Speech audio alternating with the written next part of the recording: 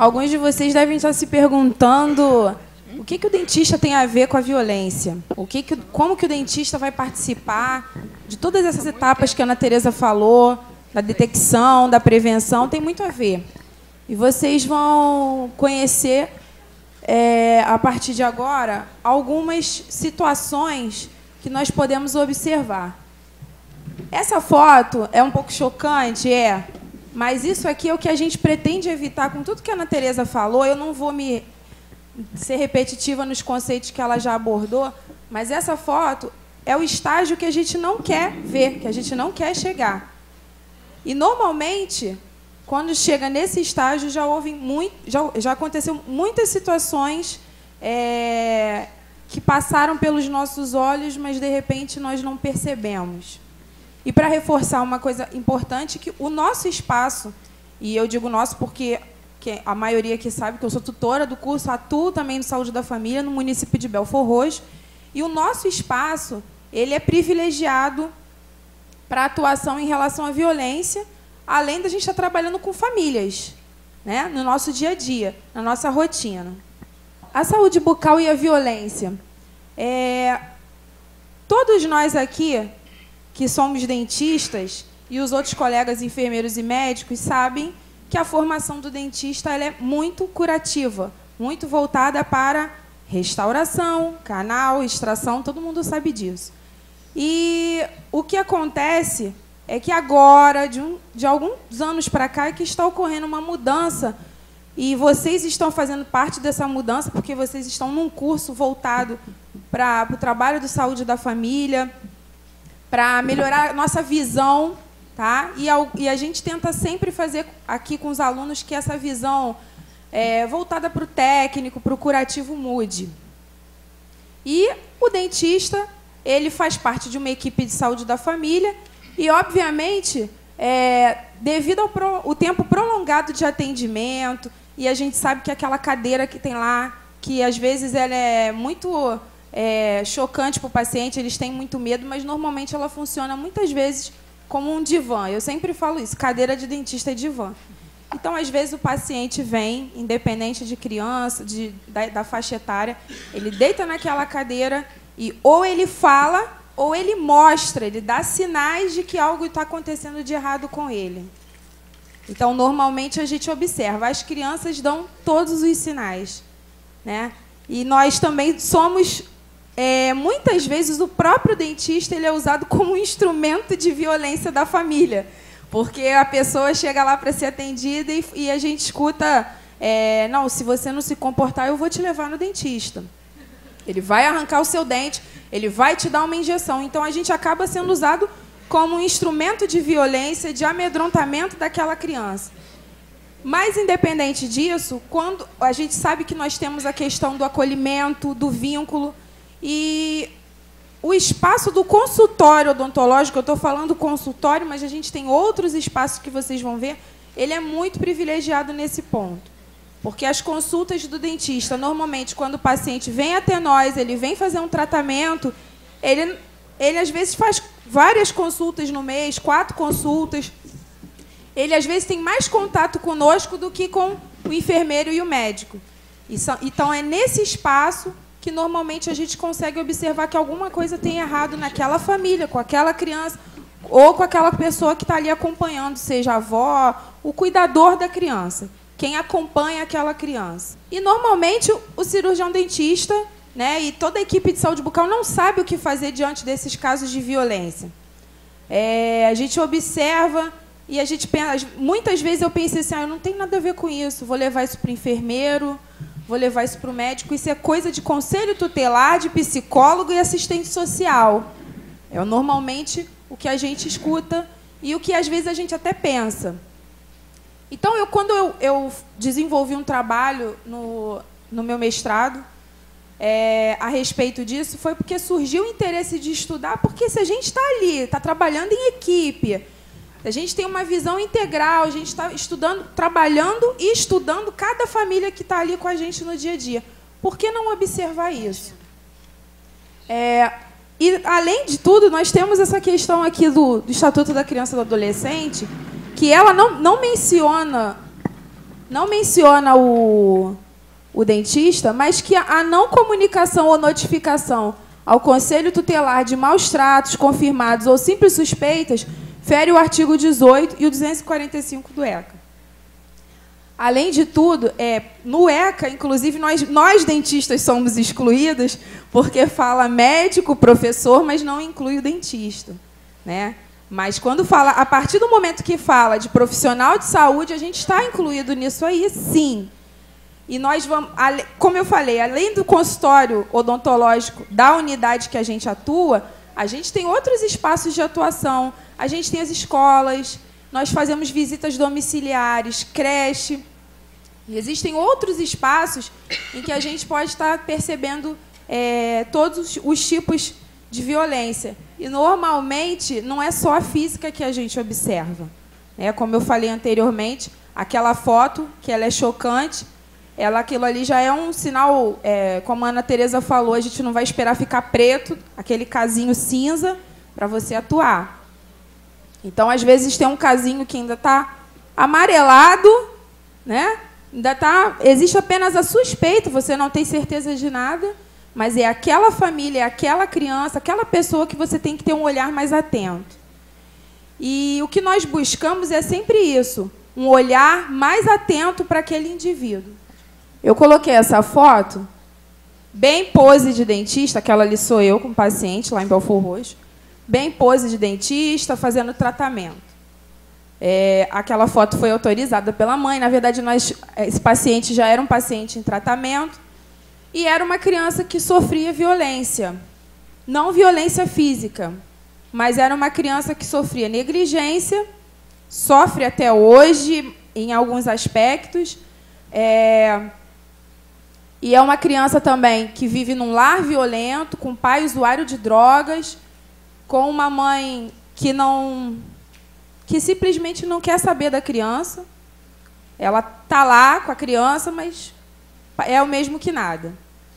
E nós optamos por não notificar, que aí vem a questão importante, porque a notificação é um excelente instrumento, mas nós não optamos em equipe por não notificar, porque essa criança ela é sobrinha de uma CS, e essa criança também ela tinha excelente, ao mesmo tempo que ela sofria num lar violento, ela tinha avô, avó e tia que eram extremamente cuidadosos com ela. Então, nós optamos por não notificar e acompanhar o caso. E, graças a Deus, até melhorou, porém, o pai ainda ainda está no problema de drogas. A mãe também parece que engravidou novamente. Então, assim, a gente se depara com essas situações no dia a dia, de uma mãe que mal dá conta de mal dá conta dela mesma, e já está engravidando outra criança num lar violento, então outra criança que potencialmente pode ser outra vítima. Aqui essa tabelinha, tá? Eu tirei de um artigo, depois a Kátia vai disponibilizar essa apresentação para vocês, ou até na de programas, né? Porque o pessoal de saúde da mulher não vai ter acesso. Mas essa tabelinha aqui eu tirei de um artigo de odontologia, de saúde bucal, com sinais e sintomas que você pode observar especificamente na criança e no adolescente, que podem dar indícios, né, da ocorrência de violência. Essas são as imagens que a gente não quer ver.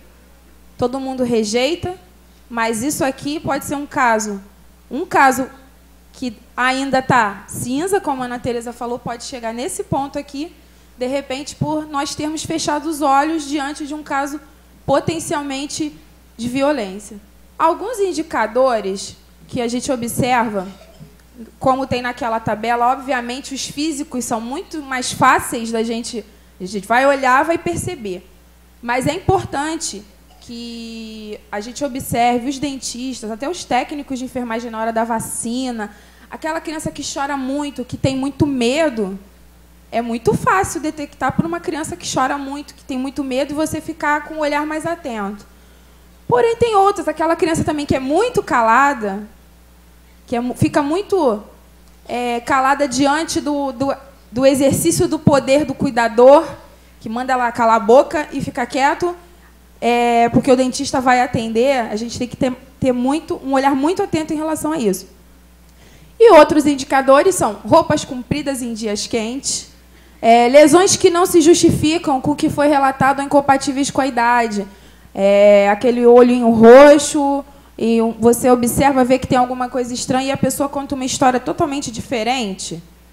Né? E aconteceu comigo, e nós fizemos a visita domiciliar para observar, para ficar atento, para ver se realmente a história batia com o que a mãe falou. E não era caso de violência, mas também não era o que a mãe falou, porque a casa era cheia de criança, então assim, nem a mãe sabia o que tinha acontecido com aquela criança. Mas nós ficamos com aquela família ali em observação, porque até pelo número de crianças que tinha ali, podia acontecer situações que a mãe não ia perceber também. Né? Lesões orais e periorais podem indicar ingestão forçada de alimentos, como comida quente, queimadura na boca, colocar a colher quente. Existem pessoas que fazem isso.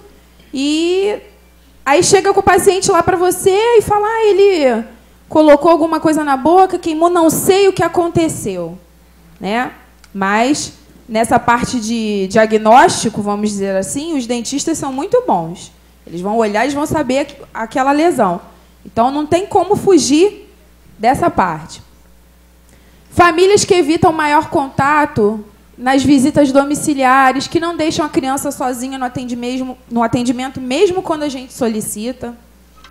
Então, é aquele responsável, aquele pai ou a mãe que tem medo que a criança fique sozinha com um profissional para ela contar alguma coisa que aconteceu.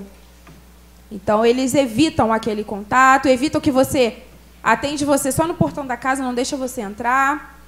Então, assim, olhem atentamente para essas famílias.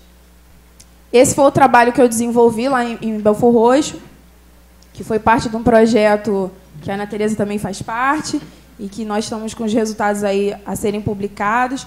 Então, eu fui em busca do que os dentistas, não só os dentistas, mas a equipe de saúde bucal, dentista, ASB e TSB, conheciam, faziam, né, em relação à questão da violência.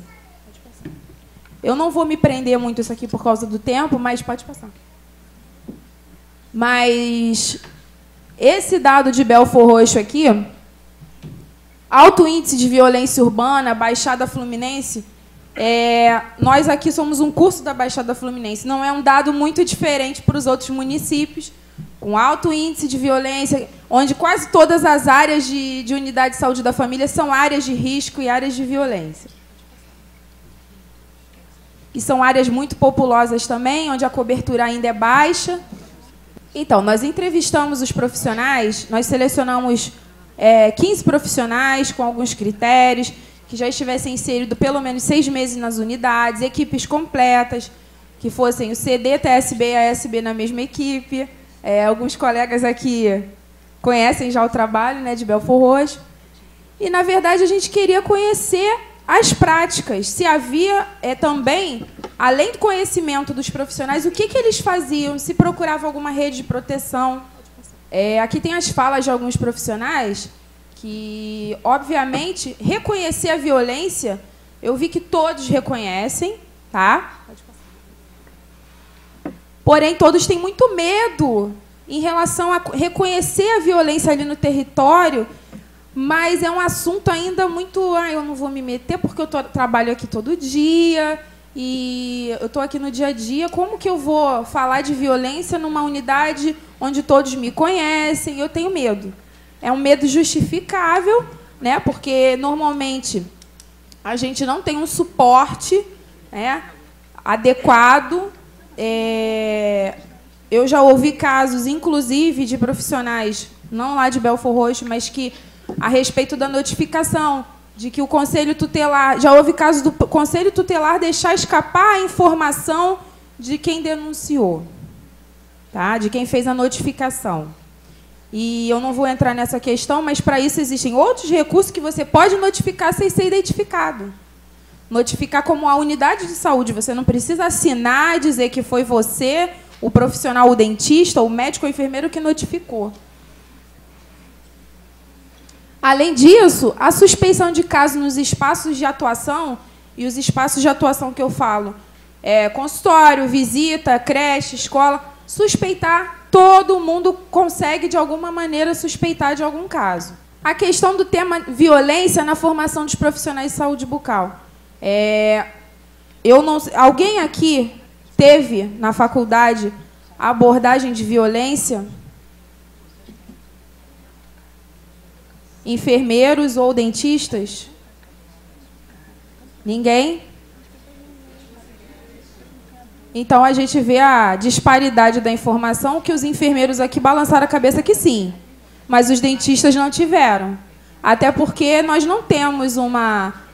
Na odontologia social e preventiva, que deveria abordar as questões de saúde da família, inclusive questões de violência, por ser a odontologia social, a gente sabe que o que é abordado são índices de cárie, flúor, é isso que é abordado. Infelizmente, e na disciplina de odontopediatria, eu sou odontopediatra, também não existe essa abordagem da questão da violência. E alguns TSBs e ASBs que fizeram curso recentemente já estão tendo nos cursos técnicos essa informação. Mas ainda a nível de terceiro grau, universitário, não existe para odontologia. Parece que só onde é Geórgia, né? Lá em Teresópolis. Em Teresópolis, na faculdade de Teresópolis, existe a disciplina ligada à violência, que é uma optativa que o pessoal da odontologia tem acesso, né? Mas ela ainda é oferecida. Porém, em outras disciplinas, transversalmente, ela não é colocada. A grande questão é de que quem deve lidar com os casos de violência. Nas falas dos profissionais, muitos abordaram que é uma questão... foram respostas recorrentes que a questão de violência, isso é com assistente social, isso é com psicólogo, isso é com enfermeiro. O enfermeiro é que tem que notificar. O enfermeiro ele é visto como o chefe da equipe e acaba sendo aquela coisa assim, o enfermeiro que vai resolver. Eu estou fora, eu sou dentista, eu não vou resolver isso. Mas não é uma questão também de exclusão do profissional. É uma questão de medo, de desconhecimento e de falta de apoio de gestão.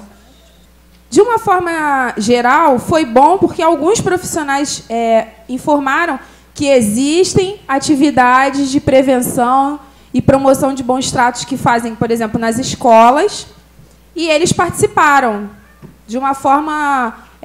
toda a equipe participando, junto com professores, e lá no município de Belford Roxo, nós temos conhecimento que, pelo menos, a educação promove quase que mensalmente nas escolas um trabalho com professores e até com as famílias. Hoje até está ocorrendo o Dia da Família nas escolas abordadas. Eles até solicitaram que a gente participasse, mas eu estaria aqui para abordar essas questões com os pais. A detecção, na verdade, quando a gente ia perguntar, os profissionais paravam para pensar e falavam assim, eu já vi um caso. Eu acho que eu conheço um caso. Eles nunca pararam para pensar realmente se era um caso, mas quando foram entrevistados, o olhar ficou mais atento na própria entrevista. A questão da notificação é uma questão complicada para quem trabalha na saúde da família, porém, como eu falei anteriormente, existem recursos. Nós não conhecemos a ficha, eu conheci durante a minha pesquisa. A ficha ela não é oferecida nas unidades, na maioria, e, normalmente, quando existem as chamadas capacitações dos municípios, os dentistas não são chamados. Então, como que nós vamos ter acesso à ficha, ao conhecimento de outras coisas, se a gente não tem acesso a esse material?